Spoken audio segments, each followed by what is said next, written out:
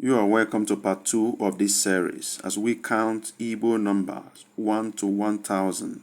Today, we are continuing with numbers 51 to 100.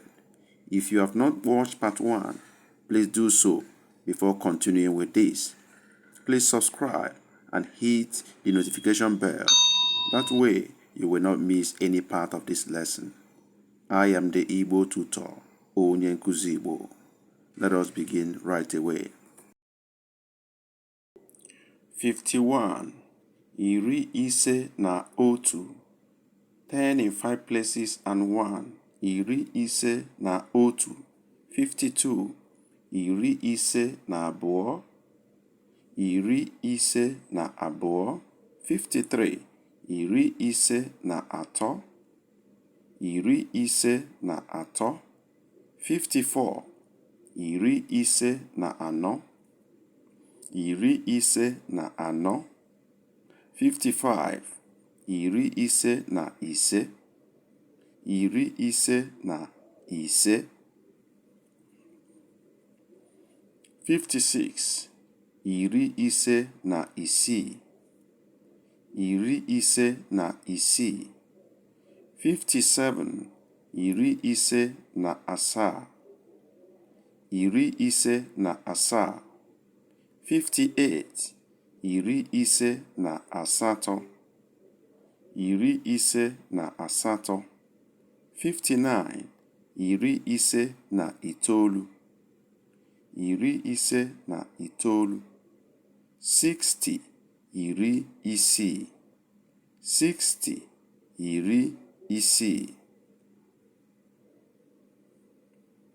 61. Iri isii na otu. 10 in 6 places and 1. Iri isii na otu. 62. Iri isii na abụọ. Iri isii na abụọ. 63. Iri isii na atọ. Iri isii na atọ. 64. Iri isii na anọ. Iri isii na anọ. 65. Iri isii na ise. Iri isii na ise. 66. Iri isii na isii. Iri isii na isii. 67. Iri isii na asaa. Iri isii na asaa. 68. Iri isii na asato. Iri isii na asato. 69. Iri isii na itoolu. Iri isii na itoolu. 70. Iri asaa. 70. Iri asaa. 71. Iri asaa na otu. 10 in 7 places and 1. Iri asaa na otu. 72. Iri asaa na abụọ. Iri asaa na abụọ. 73. Iri asaa na atọ. Iri asaa na atọ. 74. Iri asaa na anọ. Iri asaa na anọ. 75. Iri asaa na ise. Iri asaa na ise. 76. Iri asaa na isii. Iri asaa na isii. 77. Iri asaa na asaa. Iri asaa na asaa. 78. Iri asaa na asato.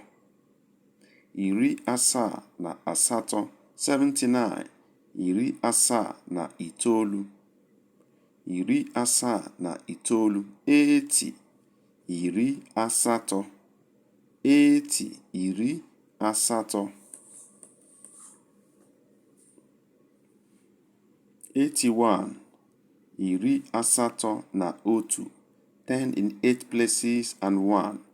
iri asato na otu, 82, iri asato na abụọ, iri asato na abụọ, 83, iri asato na atọ, iri asato na atọ, 84, iri asato na anọ, iri asato na anọ, 85, iri asato na ise, iri asato na ise,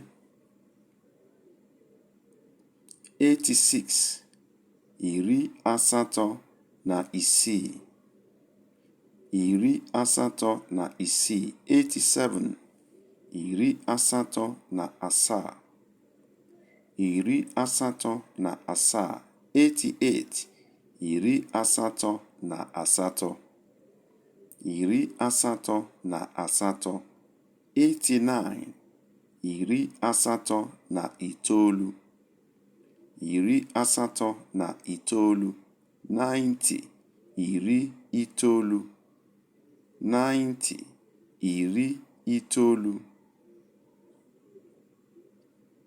91, iri itoolu na otu, 10 in 9 places and 1, iri itoolu na otu, 92, iri itoolu na abụọ, iri itoolu na abụọ, 93, iri itoolu na atọ, iri itoolu na atọ, 94, iri itoolu na anọ, iri itoolu na anọ, 95, iri itoolu na ise, iri itoolu na ise,